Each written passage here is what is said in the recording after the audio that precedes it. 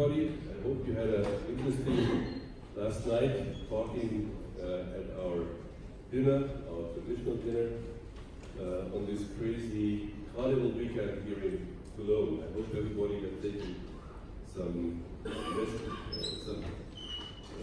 extra measures for the traveling back, because it's going to be hard to get into town and to the radio station with all the people hanging around there. But for a start, I just have to thank Dr. Brian Hanley, and he's working for the team of Athanasios Pisas, Professor Athanasios Pisas, who's also here. Thank you for coming. And he's going to be talking about the biomechanics research that has been done at the World Championships 2017 in London about the pole vault. The pole vault, as you all know, is a quite interesting discipline, and there are many different thoughts about technique. We coaches mostly rely on our eyes and our feeling for the movement, and then it's very helpful to get some additional data that are giving some more objective background on what the movement says that we see. That's the part of the biomechanists, and I want to thank you very much, Brian, that you came here and that you're going to present the results of your study. You're going to introduce yourself a little about the background. Yes. So I think it's time to start now. Okay, thank you. Just let me know if I'm too loud or... Okay. Thank you for the introduction, Herbert. What I'm going to do today is present findings from the World Championships outdoor competition in London, but also some results from the indoors in Birmingham. So it's kind of a sneak preview because the indoor reports are not completed yet and won't be released until the new year.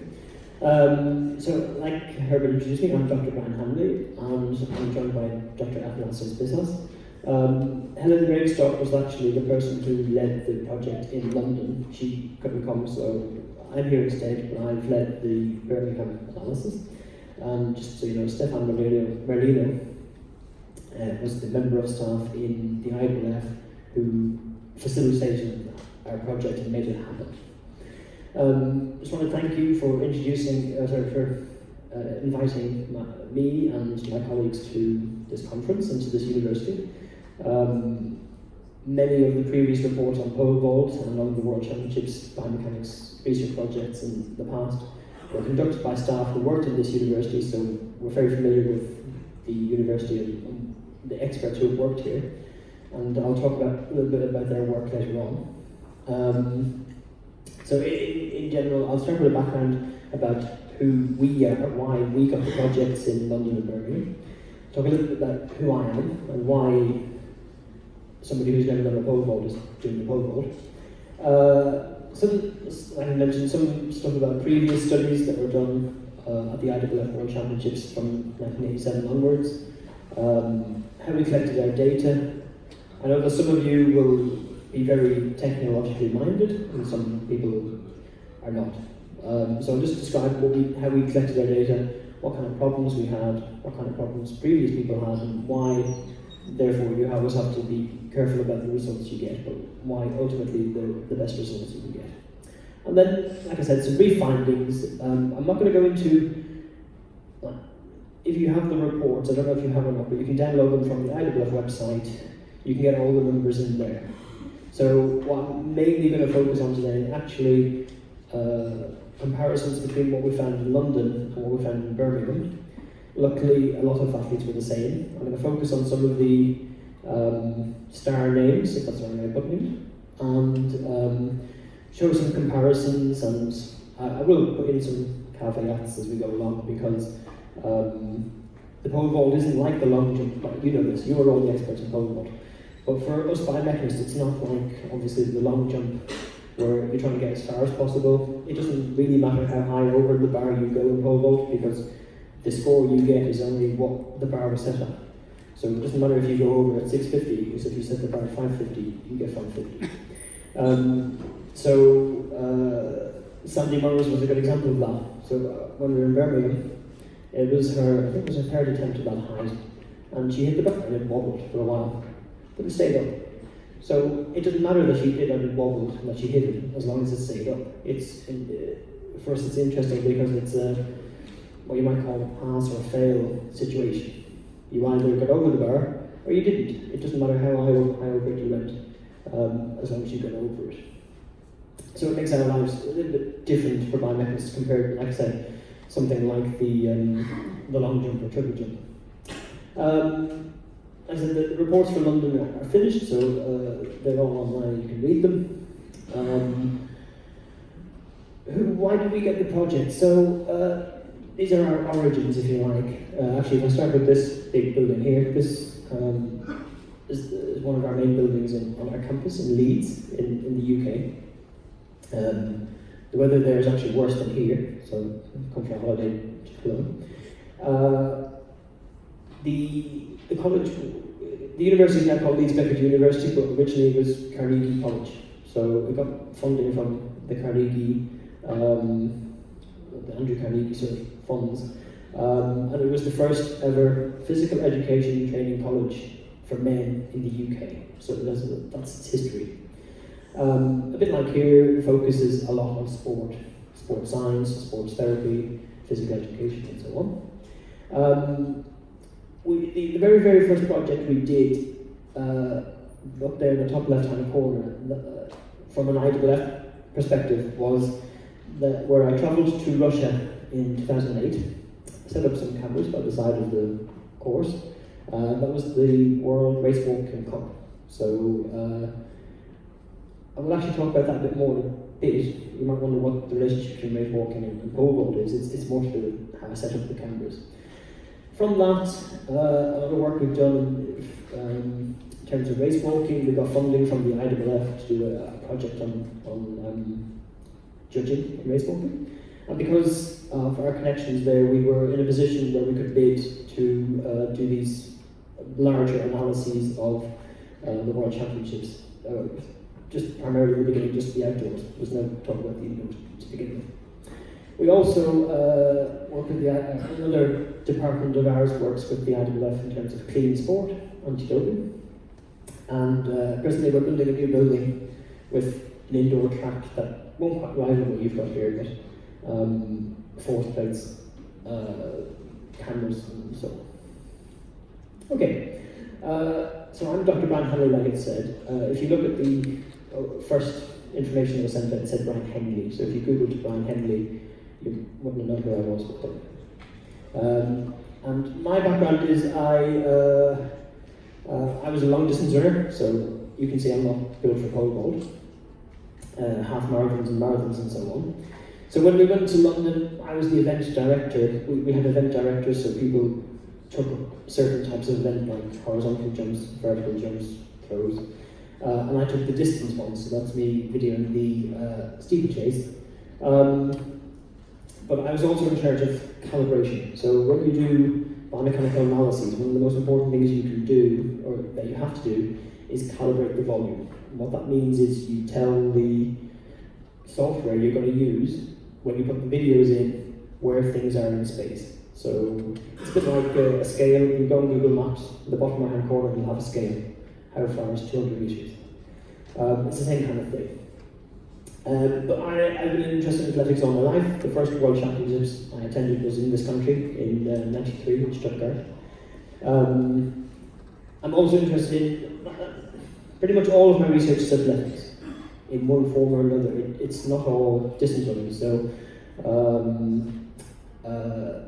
this study here on race walking is not about race walking. It's actually about the methods we use. So differences between the motion capture systems, those are the ones where you put the little balls on and you sort of move around.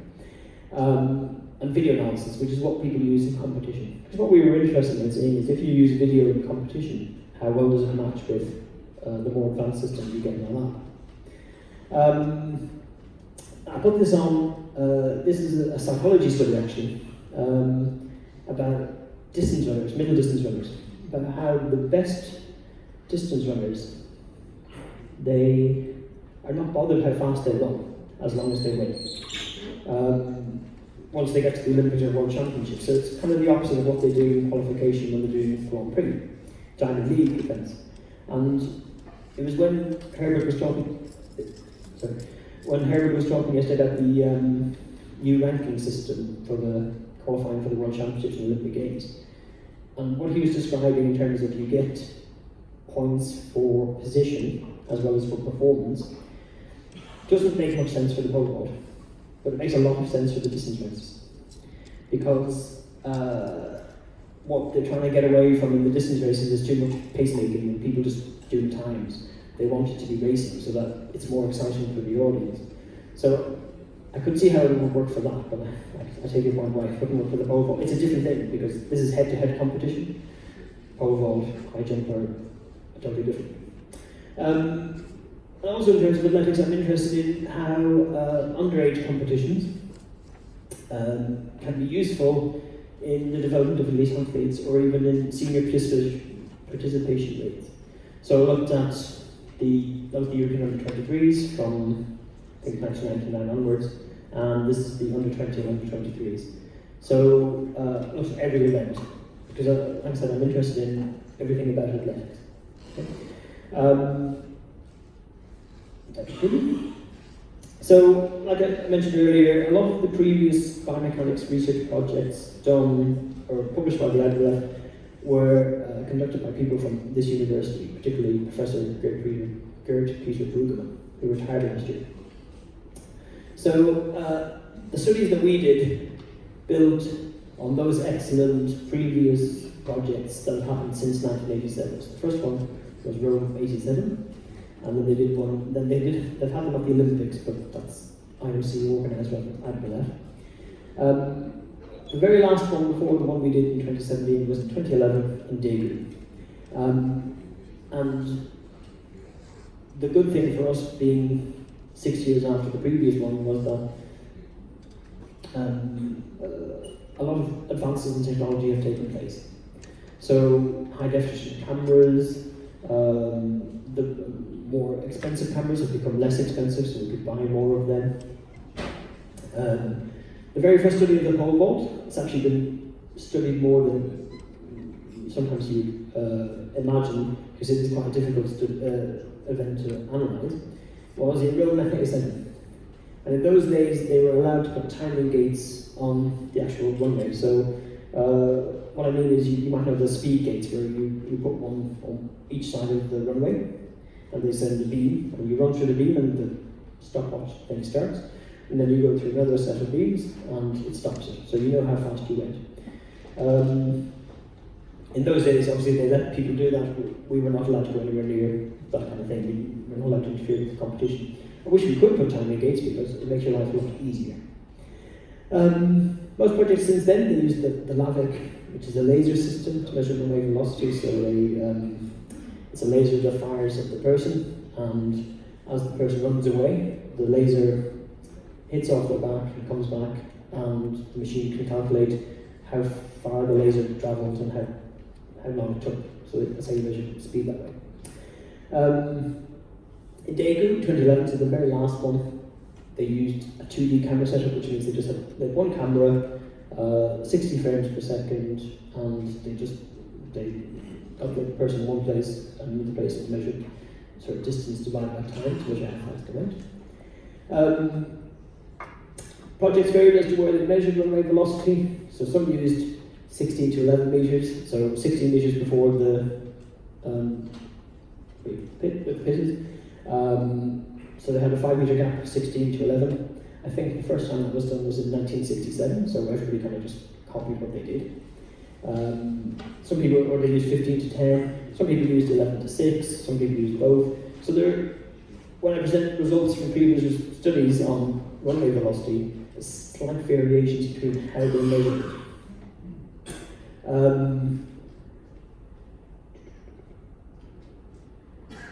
So in this presentation, I'm mostly going to focus on runway velocity and how it's come about and what it means, and rather than the performance over the bar, the more sort of gymnastic part and push off the goal.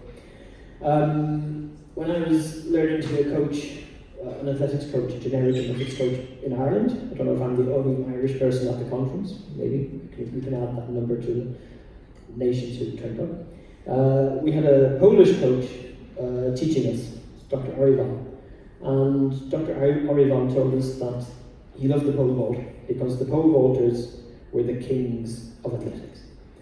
There were already kings then, they didn't have queens of athletics because women didn't do the pole vault. And he told us the reason the pole vaulters were the kings of athletics because they had to have speed, they had to have strength to push off the pole and to carry it. They had to have suppleness, flexibility to do their contortions over the bar. They had to have skill, obviously, because you've got to run very, very fast and put a pole into a certain little hole and then do all your gymnastic moves and bend the pole and go in a certain direction to go over. And you also need stamina because, as we know, the pole vault competition can go on for a very long time, depending on how well the participants are going. So, of all those things, I'm just going to look mainly, like I said, at the speed.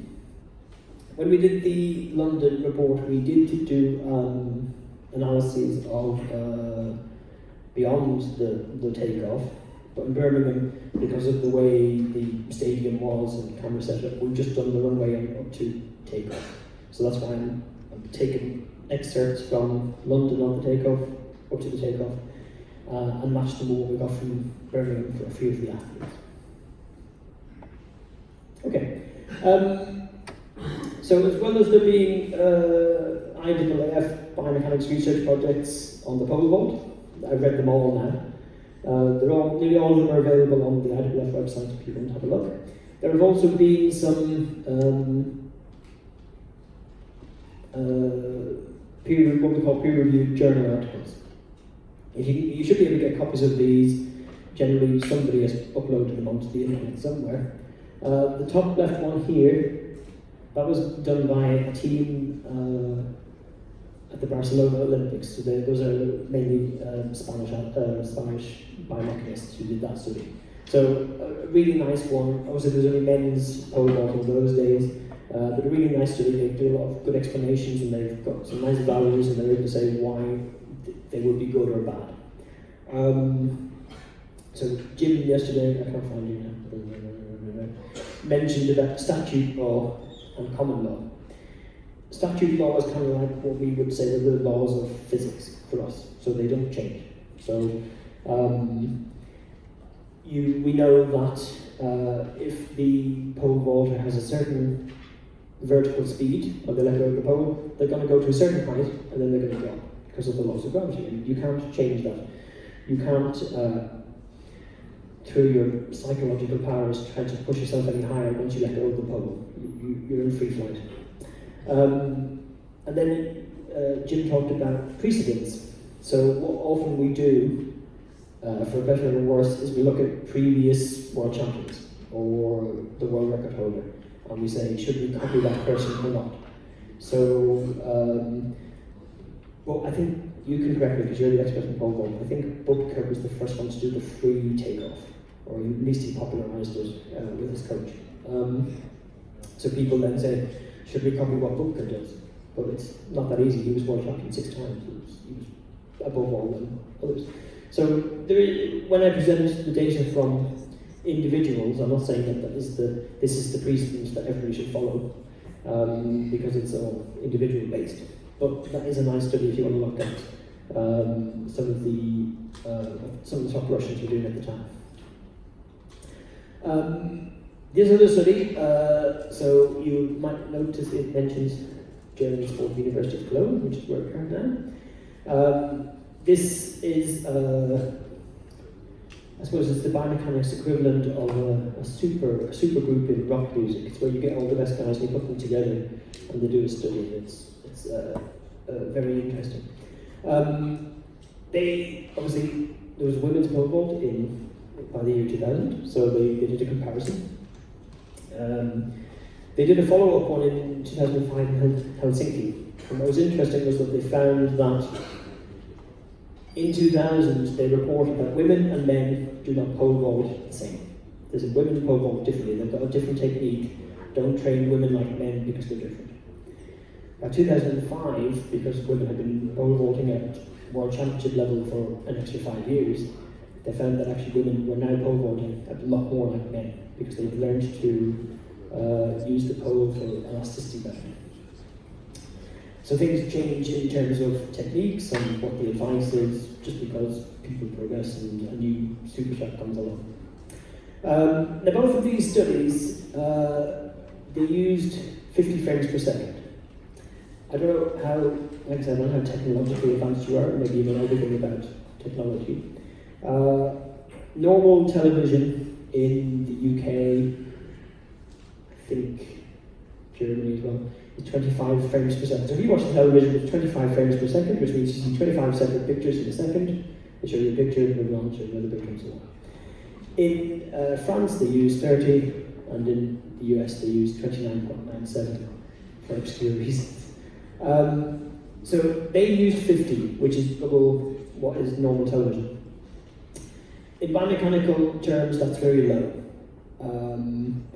But I 100% understand why they did it. Because it was the reasons that would have restricted them to that low frame rate, that low sampling rate, the exact same problems that I faced when I went to Russia, which is they went to Sydney from Germany. You're in a stadium, you don't have a socket where you can just plug things in wherever you feel like it. You've got the crowds, you've got security people, you've got a competition maybe quite a distance away. So, although the systems that we used are more advanced, that doesn't mean we're saying we're better scientists or anything like that.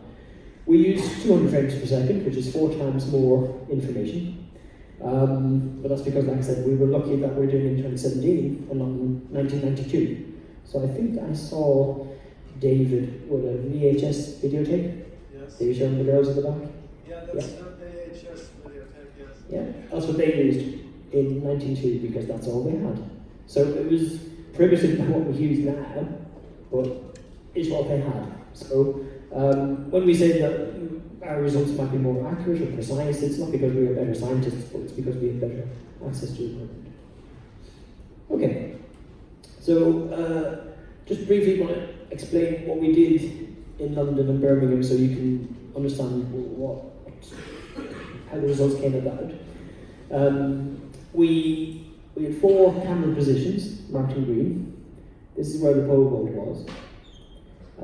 This is the 100 metre straight, in case you're getting your bearings. So if you're in London and you're in one of the stands, you can maybe figure out where you were. Obviously, this is a schematic, it's not what the stadium actually looks like. But the idea was that if you do 3D analysis like we did, you need multiple positions to video from. You can't do them all from the one side.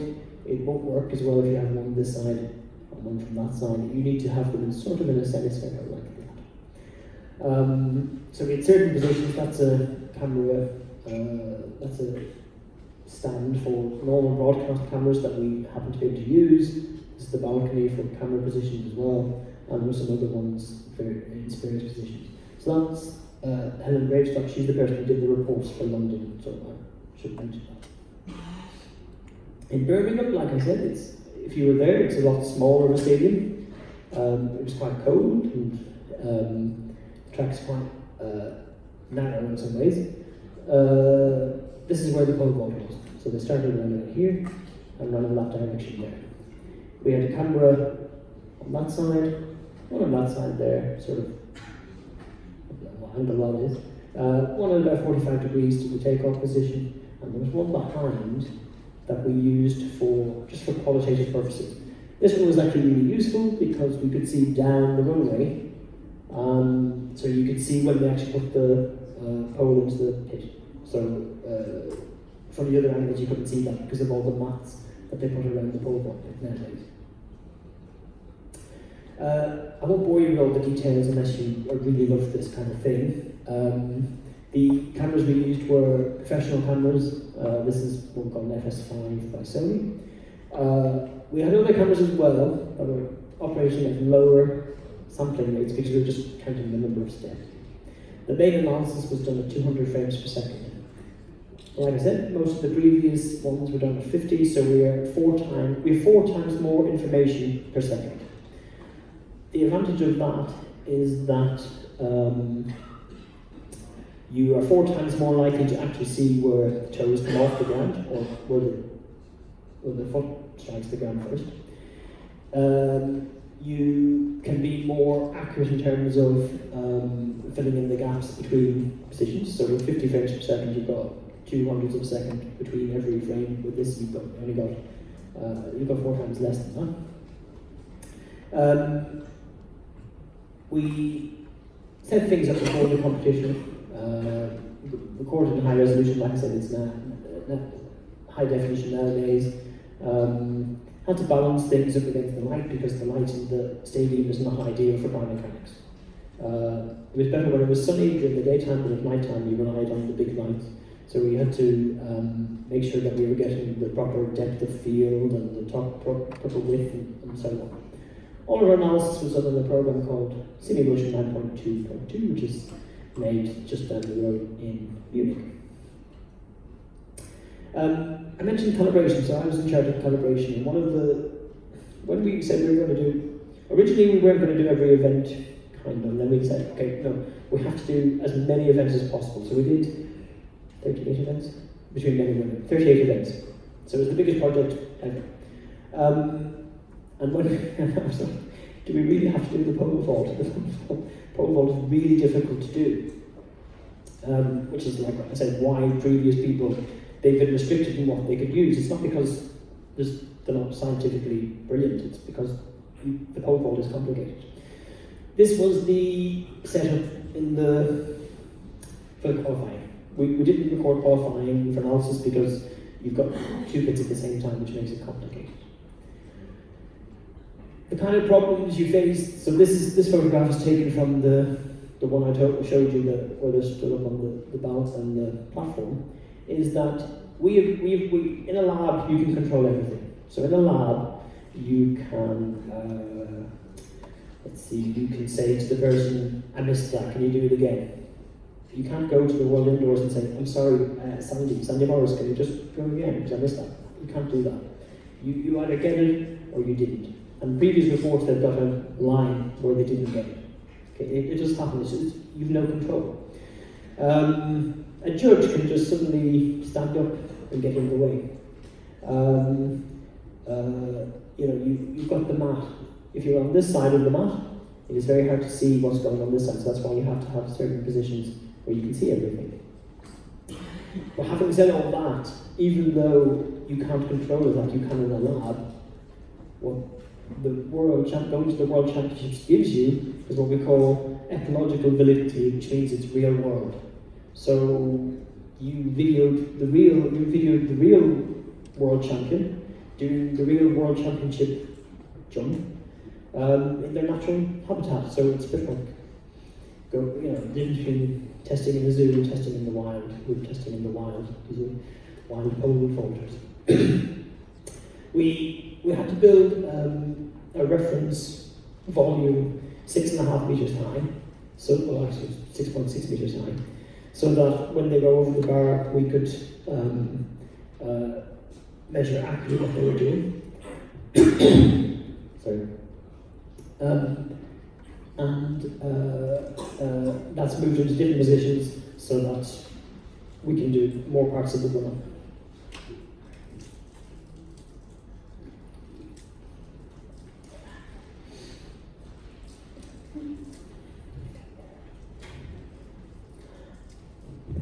Sorry,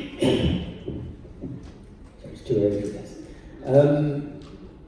So we did 3-dimensional analysis, like I said. The reason for that, I don't know if it's all really highly complicated stuff, but if you imagine, if you record in 2 dimensions, you might see a square. And if somebody asked you what object is that, what 3-dimensional object is that, you would probably guess that it was a cube. But it could be a pyramid, bottom of a pyramid. So the point of 3D analysis is that it doesn't matter that you only see things from one point of view, from one camera, because you've got other cameras, put them all together and you get 3D objects. So if I move on to some analysis pictures from Birmingham, so I've got the validity from this angle that I showed you where the camera was level, from this angle, and from this angle. Each of these is a separate 2D picture. This is a 2D digitizing, but when you combine all three together, you can do all the 3D analysis of whatever you want to analyze, because that's just a graph of the center of mass height as it goes from takeoff upwards. From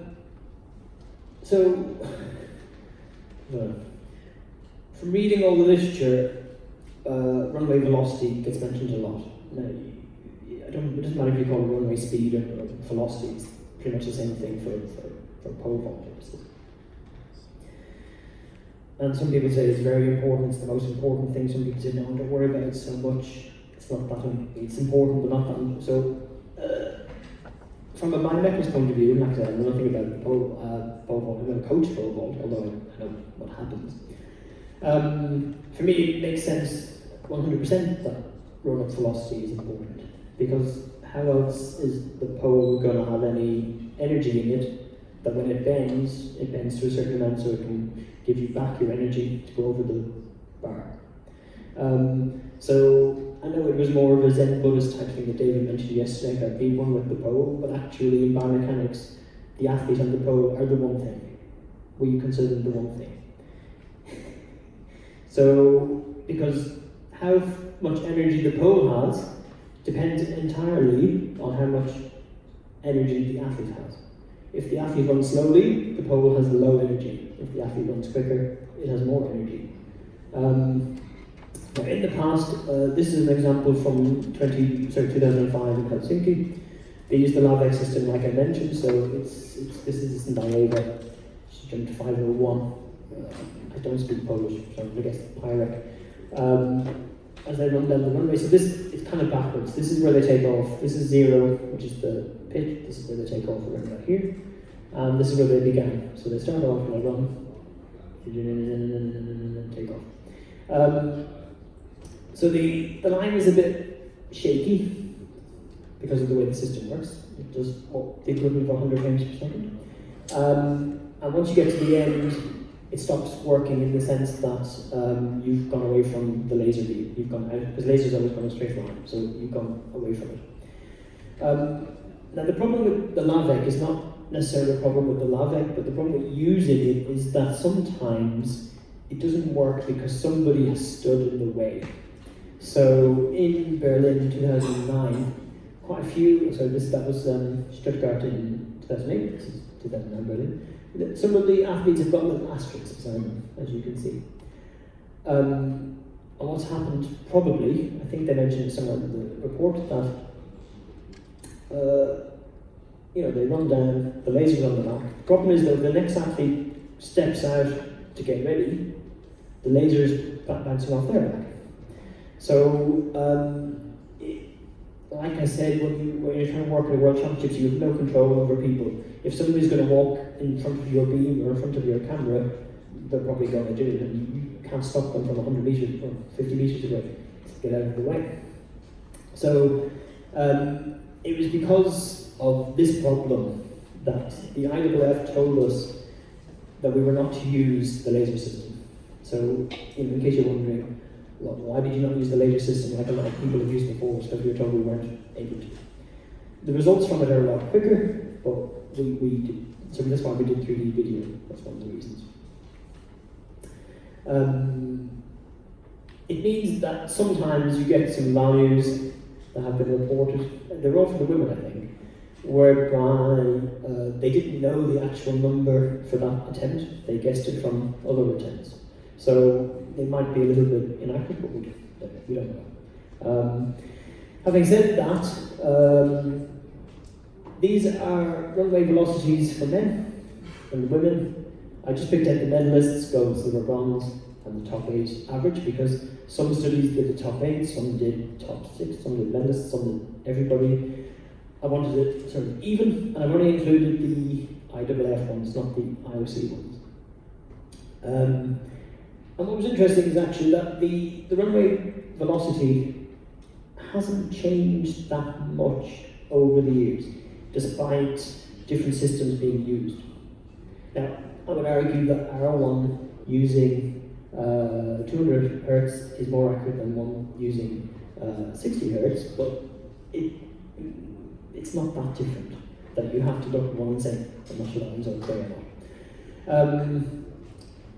Also, of course, we should note that just because you're fast doesn't mean you will do the highest jump. So, if you just had gold medalists, you look across this line, you go, the two fastest run-ups were these two. That's Sergei Bubka and Sergei Bubka. But they weren't the fastest ones of all. There was a faster one down here, and the bronze medalist in 2011. Same for the women. Pretty equal, maybe some slightly higher ones, but it can totally depend on the day. So in London, for example, the weather wasn't as hot and sunny as some other competitions. Three of the men didn't get any out at all. There were very few seasons best. So I know that Stephanie, you got the national record, but overall there were very few seasons best. So maybe the conditions weren't ideal for them. So sometimes that's why you might get slightly lower results, but other than that, they're pretty much all fit.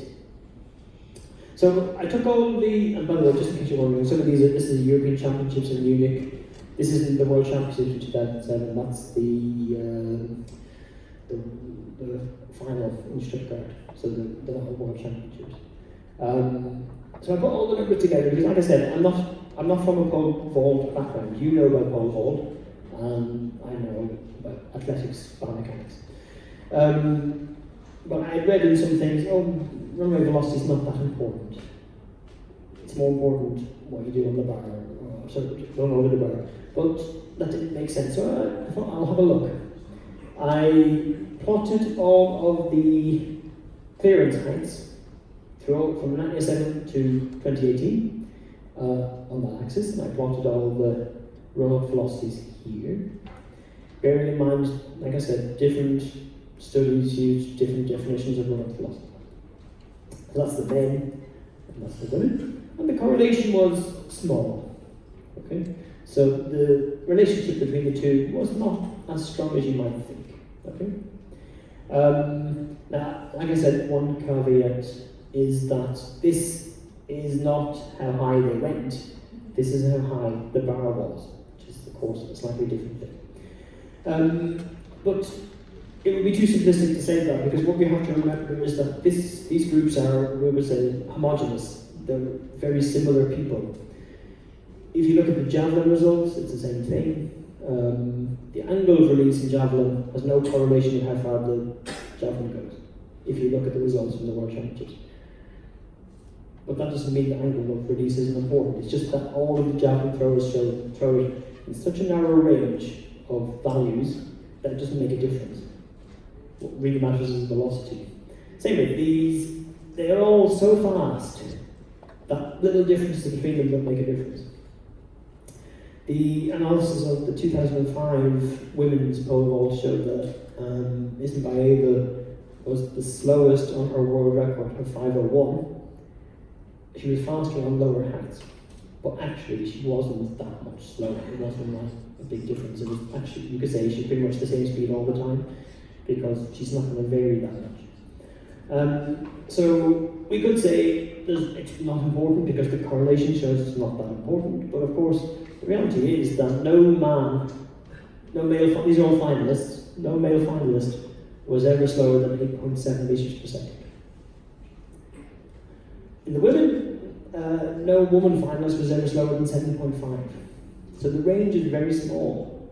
And I liked this quote from the article that the team in Spain came up with, which is very similar to one I'd seen before from 87, which is a fast run-up is necessary but not sufficient.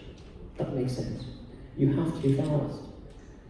You can't make up for it by a magic pole or acrobatics over the bar. But it's not sufficient. So just because you have a fast run-up doesn't mean you're going to go high. all instinctively know that. We know that from looking at them. It is important to point out, yes, you do have to be fast. And the faster you go, normally the better. We'll look at data about that in a second. But, like I said, I don't know about pole vault, but I know about biomechanics.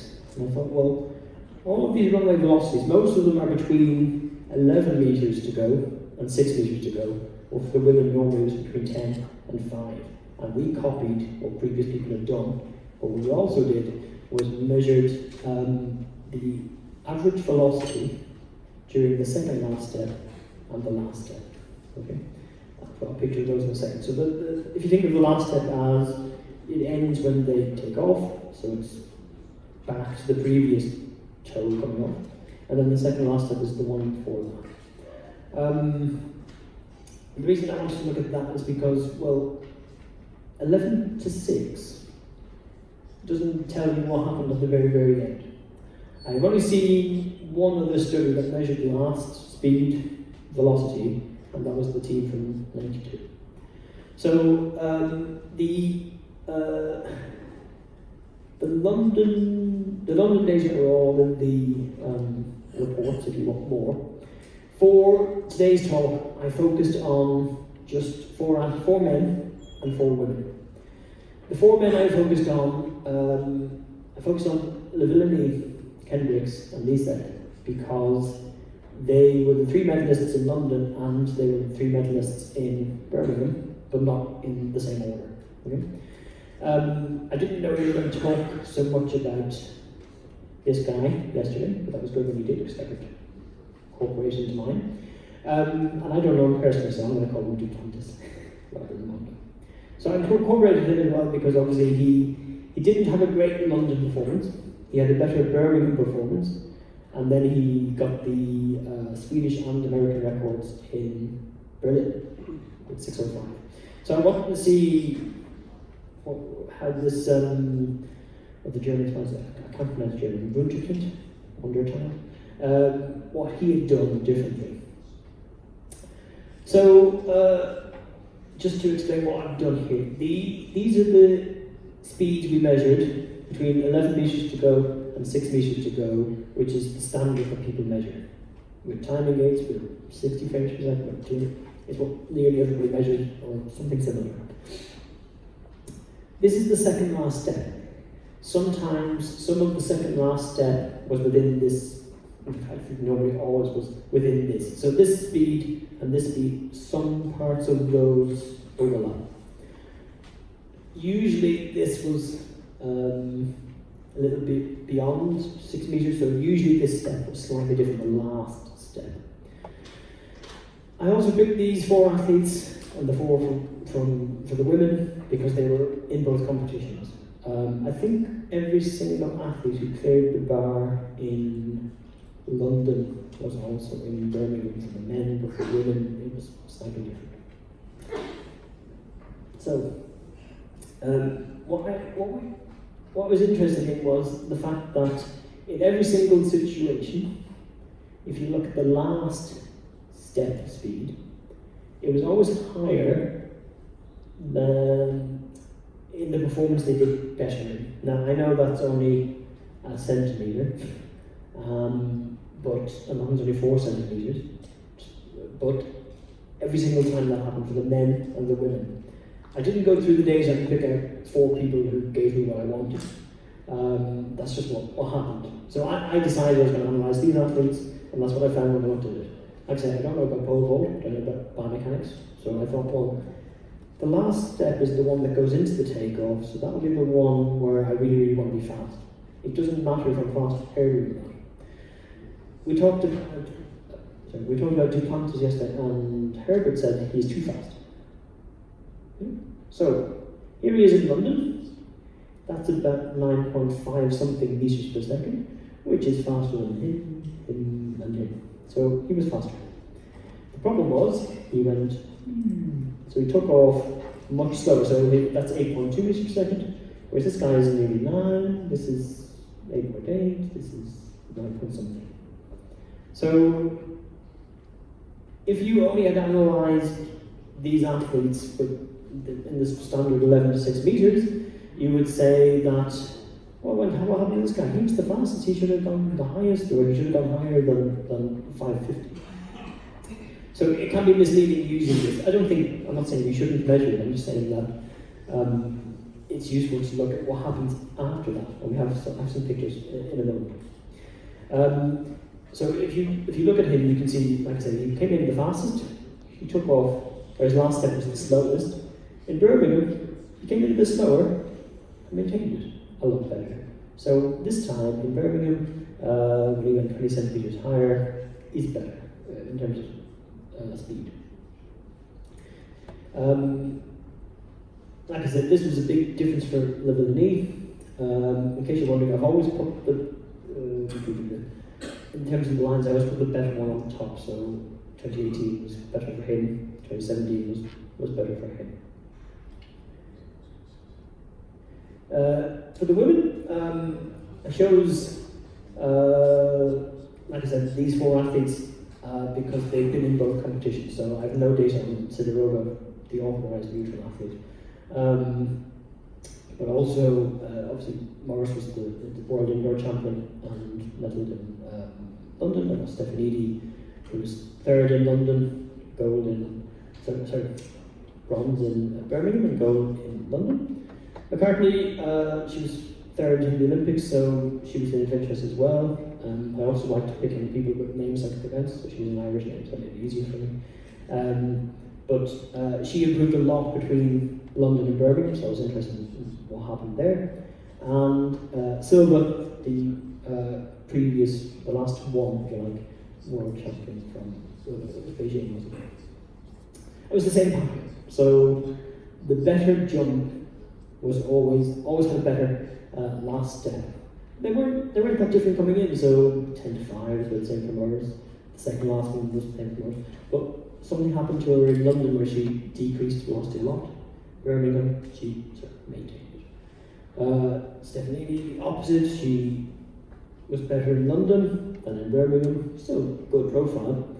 McCartney faster the whole way through. So she obviously had done something different between London and Birmingham. Now, I don't know any of these athletes, I don't know them, I don't know how they train, if they've been injured, you might know those things.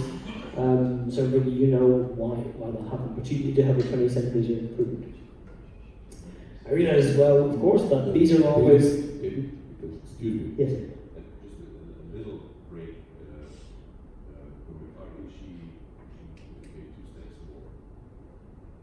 In the total? In the total approach. Okay. So she was faster again.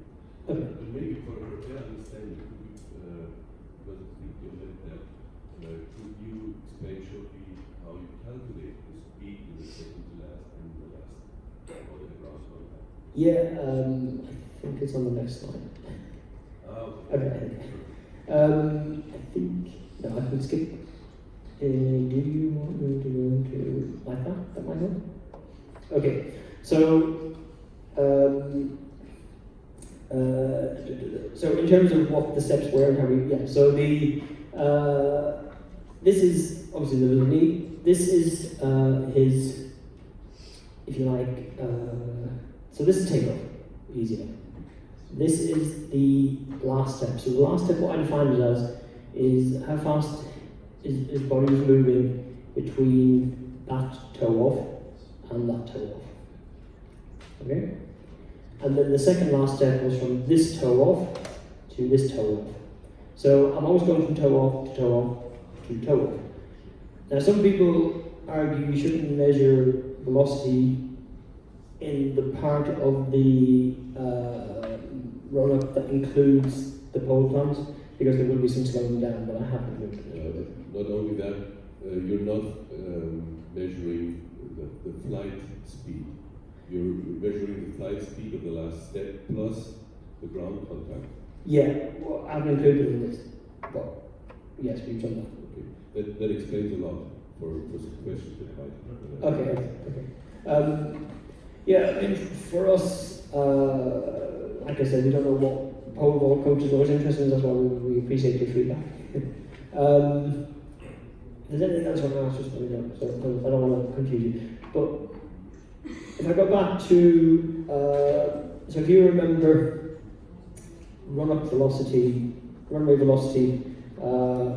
the standard sort of 11 to 6 meters, it correlated okay, but not strongly with total performance, whereas last step velocity was twice as strong. So the relationship was twice as strong. So it went from, I think, 0.24 to 0.5 from then, and I think it was 0.32 to 0.65 for WIC. So even if you are not a statistician or mathematically minded, you can see that in general, the last step, so the step that is immediately before you take off, is a better predictor of how high the bar was when it was cleared. I do realise, like I said, that all of these were successful jumps. They weren't unsuccessful ones, so if you like, it was a pass or fail, they passed.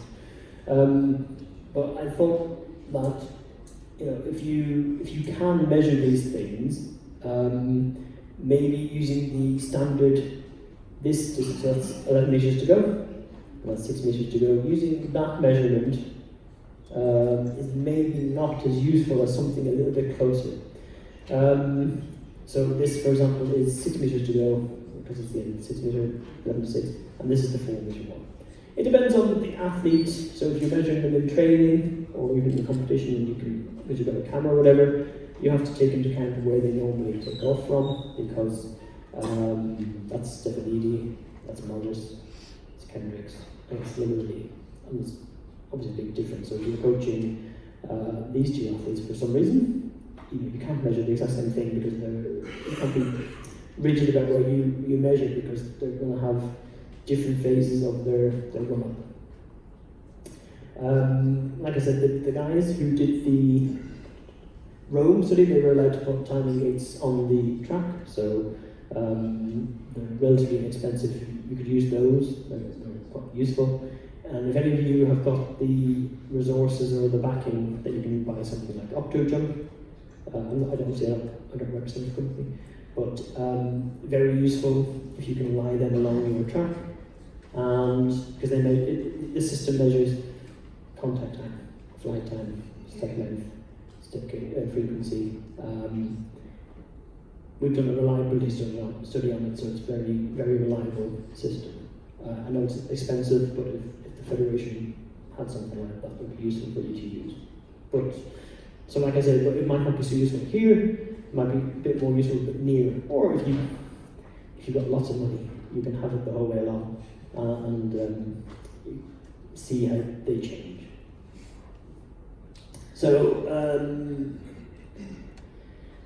yeah, I was interested in what did they do differently that might have affected how the slightly different performances. And like I said, his performance didn't change that much. It was a centimetre.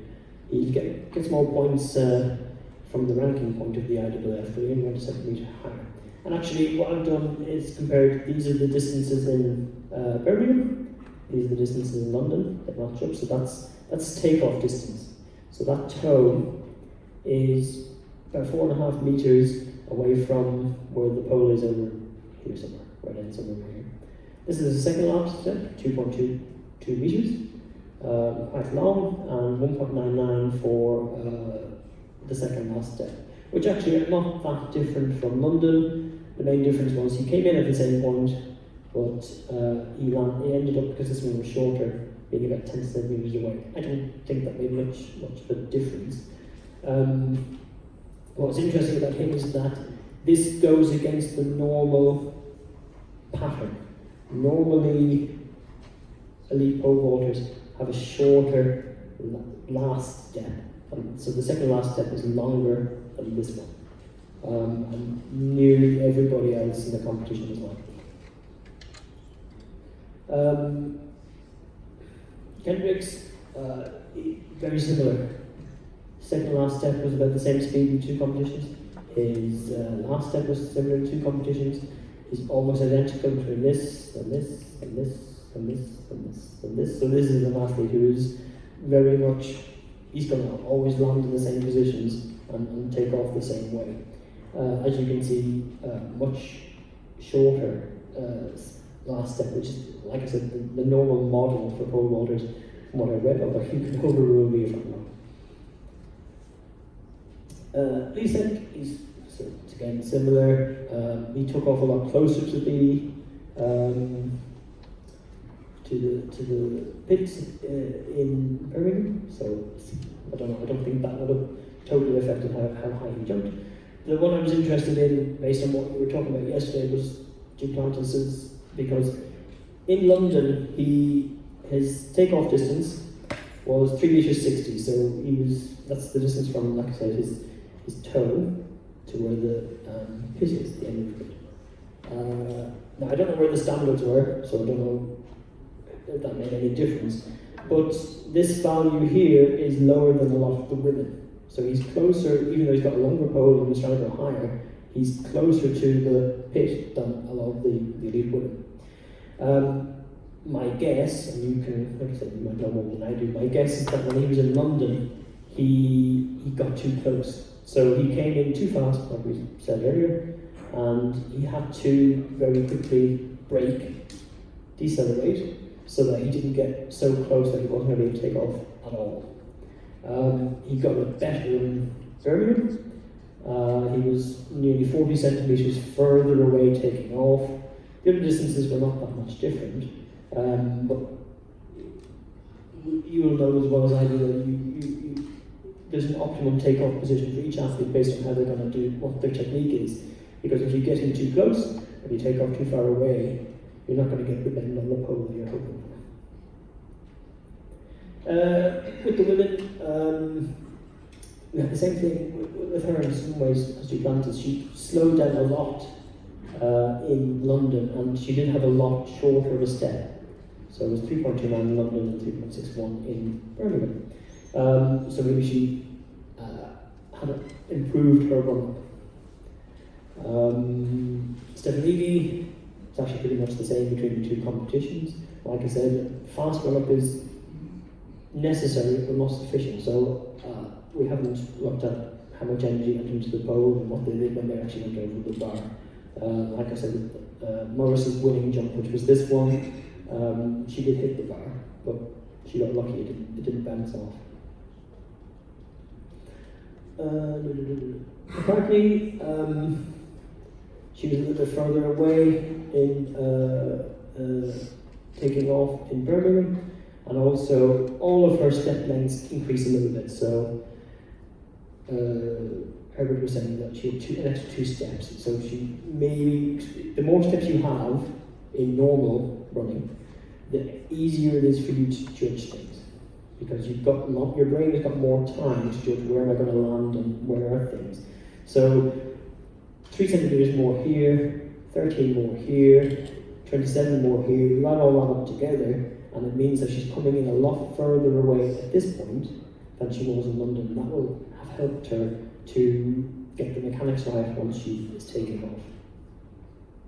Silva, she was actually slightly unusual. I mean, she's very short steps. If you watched it, it looked like she was trying to, what's the word? A bit like Duplantis, she was trying to adjust her steps so she's in the right position. But it wasn't actually that much different from London, so I don't know if that's her style, but there were obviously a vast variety of styles between athletes.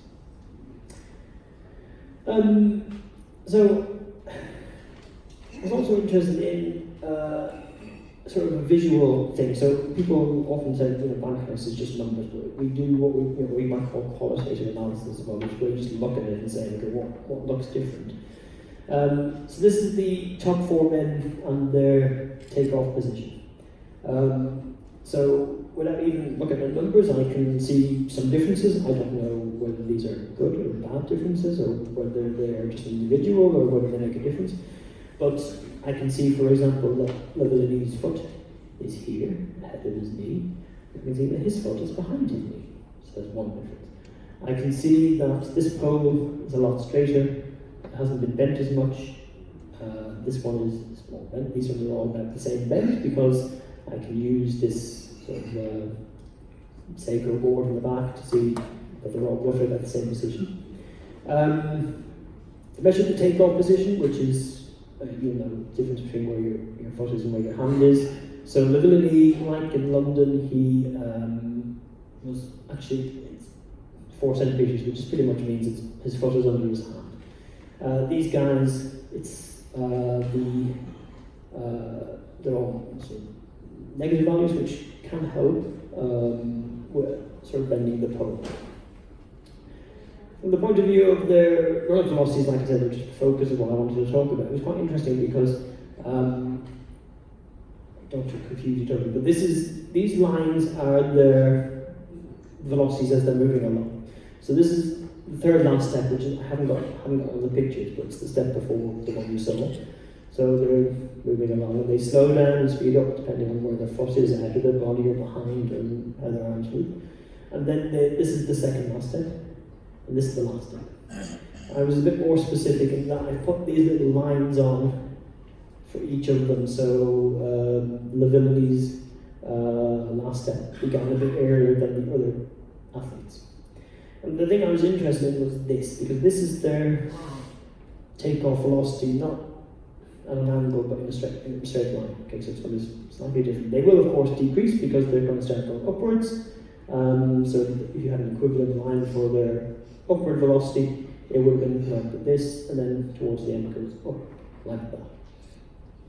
So, being somebody who doesn't know about pole vault and stuff, what I was always interested in was that was higher than those. Okay. So Livillini has a higher takeoff velocity going forwards than the others. Okay. He was faster on average during the step, like we saw before, but I was more interested in the fact that he didn't decrease as much. This is normal, like I said, partly because you start going upwards, but also because you put a big long pole into the ground that's going to slow you down. So then I started reading about the free takeoff thing that both of us talked about, and I just saw some videos yesterday. So I looked into that a bit more. And like I said, not knowing about the pole vault, but knowing about mechanics, it makes sense to me that if he's taking off about half a metre further back than the others, I don't know how long his pole was, but it won't be that much different from the others. So you can see this pole is not as bent. So he is doing what I think Dave described yesterday. He has rotation before bending. Yes? Okay, I was paying attention. Whereas these guys have bended slightly. So what Livillini is doing is he's not putting as much energy into the pole before takeoff, which means he has a higher takeoff velocity. Now, from what I read and what you can advise me on is that there are advantages to both ways of doing it. The advantage of the way these guys are doing it, which is that they're bending the pole before they take off, is that the pole already has some elastic energy. So it's already starting to build it up. And I believe that also this technique is much harder to get right. It can go wrong more easily, so it's more risky. But that's what I was interested in to begin with. Now, like I said, I had a video camera from behind, which was quite useful because you could see when the ball went into the hole and how it bounced around inside it. I believe that free takeoff means you take off at the same time that the end of the pole hits the back of the pit. It was not literally the same time for Livillini, but it was within 10 milliseconds, which is so short you can't imagine it. It's 7 times quicker than a blink. So it is pretty much a free takeoff. And then, like I said, as a biomechanist, I'm interested because we can tell how high you can jump using your vertical velocity. We know that in the high jump, if you take off a certain vertical velocity, you will go a certain height. And then after that, it's up to your acrobatics to go over the bar. So I was interested to see how high he would go just from the jump part. And it's not very high. His head is only gone from there to there. Okay. He keeps going, he's got more and more bend of the pole. I wasn't sure where maximum pole bend happens. Is it when it hits off the side there? Because I was thinking, if that side of the mat wasn't there, well, you've got more bend, because it hits off it and, well, it can't bend anymore. Kendrick's, by comparison, his pole does not hit the side, but I think Sandy Morris's does hit the side. It's probably quite minor anyway. But in this sort of hanging phase, like I said, his head gets up to about the level of the mat at the back, and then pretty much stays there. As he turns around, he goes to put feet first upwards. But you know, looking at the videos, it made sense to me once again that you want a fast run up, because the pole is only going to bend as much as you put into it. And I'm not an expert in pole design, but I know the stress-strain relationship, which is what we call stiffness. And you can get certain benefits from stiffer poles or less stiff poles, depending on the type of athlete you are, the type of takeoff you use. So, a very relatively straight pole here, not much elasticity beforehand, but he obviously pulled it off. In slow motion, it's quite nice to see how they get to this point, and then the pole starts returning the elastic energy you put into it and shoots you upwards, and after that it's up to you to do your skill over the bar.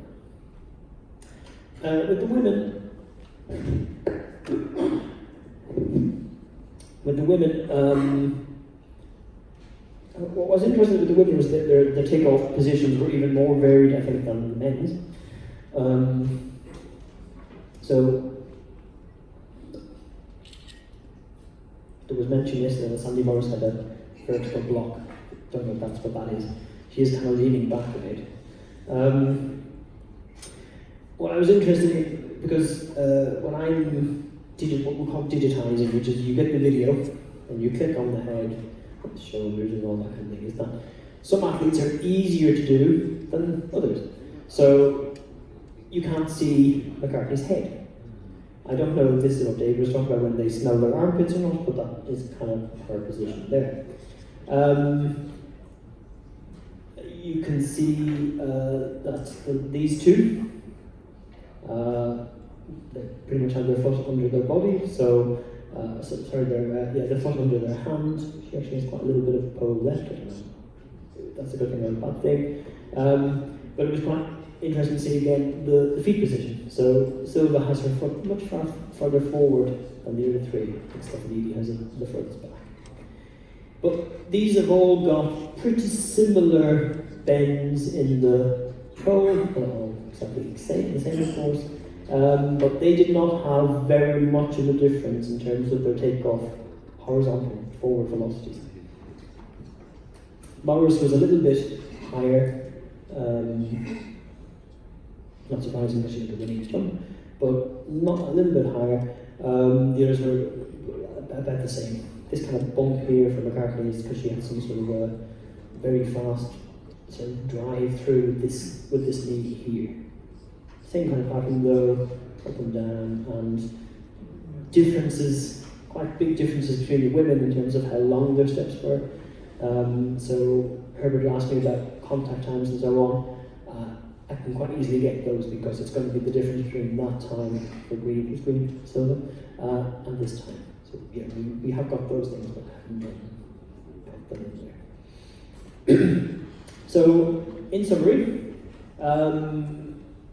we built on the expertise of a lot of other studies done before us and the ways they built on studies done before them.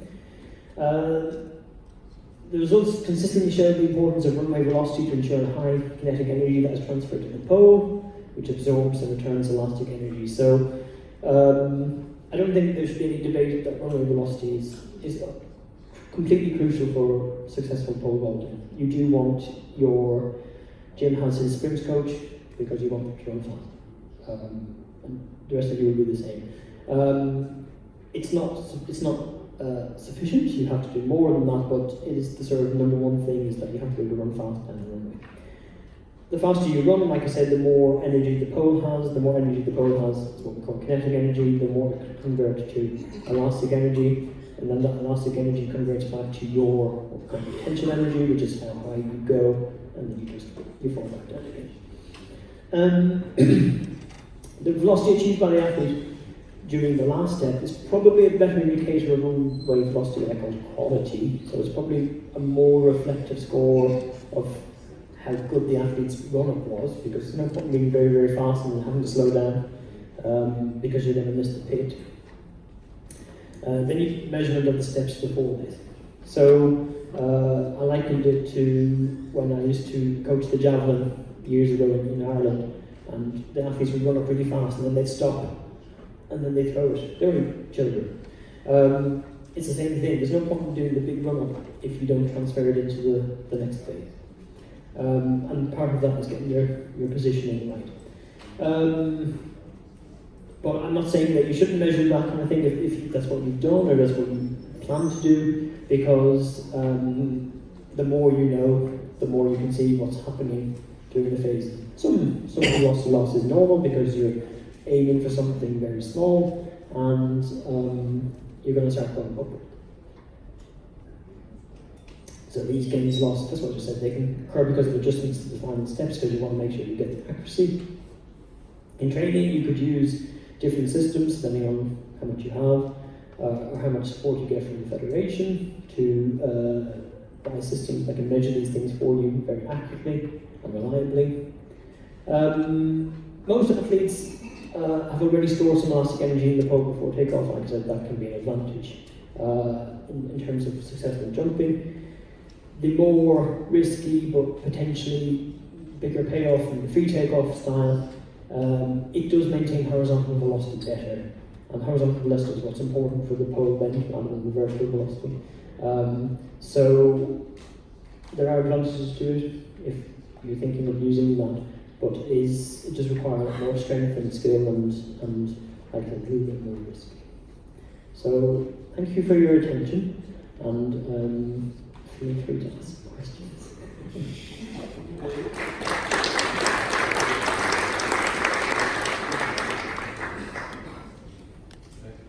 Brian. He's David. You said you called me David. It's okay. I have a twin brother called David. Okay. Sorry, Brian. It's okay. Thank you very much for your very rich presentation, and I'm especially thankful that you took some time to explain about the development of these biomechanics projects over time, about the change in technology, and you showed us really very, very well how you measured and how you got to the results of the research in London. Firstly, I just want to ask if there are any questions from the people sitting here, coaches. Do you need more explanation? Not for the moment. Maybe I start with a question, and I think it gives a little bit of an explanation. We had some discussion before and some communication before that, because I noticed that the speed numbers were quite low, and I was wondering how that could happen. Now I really got it. Because you choose to include the takeoff. Yeah, like I said, some other, I can't remember which one it was, they said you shouldn't do that because they're going to stand. But I thought, and it was done for the previous report, I thought, but it's an important part of it shows you the decrease. So that's why we included it, but I understand why somebody might not want to include it. The problem is, with some of the athletes, it's hard to tell whether they've actually taken off or not. And if they've got some less to Yeah, I think it's perfectly okay to do it either way. Yeah. It is a bit unusual for most of us, because structurally you think about energy input and energy transformation. Yeah. And the energy input, that's what we call the raw speed we arrive at the takeoff when the energy transformation begins. Yeah.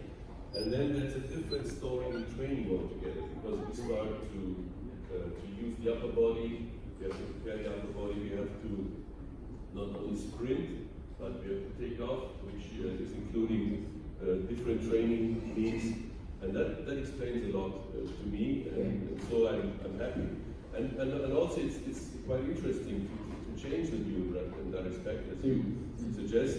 And I think it's an interesting thing. You just have to study it a little further. Yeah, the only study I've found that I've done what we did, which was literally the same thing, toe off to toe off, including the pole plant, was the study from 1993. And when I did the correlations for that, it was the same idea as what we found. So, but that was the only one that's done it. So it is, and that is quite a little bit more obscure of a study for people to find. So we were the first ones since. What I found very impressive was when you showed the picture with all the camera positions. That was a huge project. It was part of a huge project altogether. How many cameras did you have in the stadium? 42. How many cameras? About 40. There was 42 members of staff from the one university. And there had to be some place where all the data and all the information of the cameras. Do you have any additional sensors, or you just had these? So we were not able to have anything on the infield. So like I said, in Rome, when things are easier, they put timing gates on the next to the runway. If you can do that, it's fantastic because it gives you the numbers like that. Not, months later, then you've got to go through all the data. So everything had to be done using cameras. Everything. Yeah. That has some advantages, but it also brings some problems because you have quite some delay from the event until you can present the results. Yeah. We did okay, got within a year. The results from Helsinki took 4 years. But their analysis was more complicated. Okay. Here are some questions. I don't know who was the first. Please.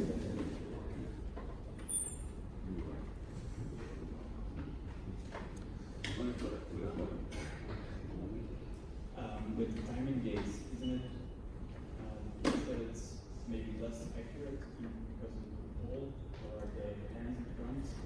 Yeah, that is obviously one of the problems. But there's a number of reasons why timing gates are inaccurate. One of them, if you think about it, is that you could get an athlete, and this actually doesn't apply just to timing gates, but actually also using a standard of, say, 11 to 6. Right? You've chosen a certain distance. One athlete could be slowing down into it, does one step, and speeds up out of it. Another athlete could be speeding up into it, does a step and then slowing out. So the not using steps, using a distance, means that you're not always measuring the same thing that people are doing. So that's the first problem with using a set distance. But I can see why people have done it, especially with the timing gates. Timing gates in the past, especially way back in 1987, they would have been just a single beam. So if any bit breaks the beam, it starts and ends. The problem with that system is that if you ignore pole vaulting, say they're running, you would have someone's hand go through it the first time, and the second time it's the crossover. So you have to measure the same thing, it's like the steps, you have to measure the same thing twice. So the company I mentioned there are other companies available, they invented a system where they've got 2 beams, so you have to break 2 beams rather than just one to help reduce that problem. The problem, like I said, in the pole vault is that once you get towards the end, you've got the pole that's gone from there to there. So the pole could break the beam first. I suppose you could try to have it at a certain height. What I was interested in as well, I've got all these there. If I go back to the men. So, for example, here, the pole is already down at this point with the second and last step to go, whereas the others, he has his pointing slightly upwards, pole up and all that. His is slightly upwards, his is quite a bit upwards. So there's quite a little bit of difference in the techniques as well. So some athletes might break it with the pole and some others might not break it, depending on how high it is. So I suppose in a way, we still wouldn't have used timing gates. Timing gates are good for a guide, but they're not good for getting the absolute accurate measurement. Now, just to point out, the Rome guys who do it, they did do video as well, so it wasn't just the timing gate. Would it be helpful to do the double beam? I think so, yeah. So, I mean, it's a lot quicker. If you're in training and you're not so worried about being absolutely accurate, you just want to compare between trials or between youngsters or something, it's going to be okay. Next question. I'm still thinking about the way how you measure the speed that we just talked about. Maybe we would like to ask you for a little bit of speculation. You showed us like how the correlation rates went up by changing how you measure the speed. Yeah. I don't know, what would you think? Do you think the correlation would go up even more if you, as Herbert suggested, only measure the average velocity of the flight phase in the last step? Because if not, if the correlation does not go up, that would actually be maybe the first proof that free takeoff is actually beneficial. Because so far it's pretty much theoretical, Okay. that the free takeoff is really beneficial. I don't know if I've thought this through, but it seems to me if the correlation does not go up, if you measure the average speed in the flight phase, then there could be a proof for the free takeoff. The good news is that although I have finished the what we call the digitizing part, the getting all the numbers part, we haven't done the reports yet, so I can do more analysis. So That's great news. Yeah. That's really good. see, like I say, we've looked at previous reports, and if they've not done it, we didn't do it because we're not pole experts. So if you do have any advice on what you would like to us to measure, we can measure it.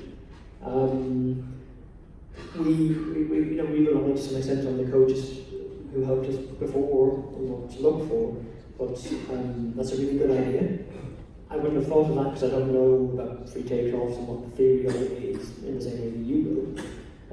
But certainly we should write that down ourselves and make sure that we include that in the It's a great suggestion. Absolutely. And I think you have digitized the ball, so you just would have to recalculate. Oh yeah, all the numbers are done. It would just be a case of select. So this, if you pick the last step here, I don't know exactly. That would be toe off. So this would be flight to about about here. I just need to get the average of that there. You can see. So you can see that it gets up to a maximum of about 10 meters per second, and then obviously they all slow down. But I can just go from that point to wherever I identify it is the flight phase and produce those numbers. It's not. I can do that by tonight if I have to. Okay. Are there more questions? Yeah. Might it be interesting to put a velocity meter or something on the pole when he's in the pit, that you measure the speed that goes into the pole? Yeah, what the Helsinki project did, they put force plates in the pit. So what they measured is the deceleration. So pole goes in, it measures the forces on the pole, which gives you this sort of negative curve, and what that represents is the negative impulse. It's how much they slow down. I don't know if you can put an actual sensor on the pole itself, because it might interfere with the pole vaulter. But the process they did in Helsinki was extremely advanced. It was with the colleagues from here, from the German Sport University. But it's in new studies in athletics. If you can get a copy of that, it does talk about it a bit. So it's possible, but very difficult. Thank you. More questions from your side? Use the time. We have the experts here.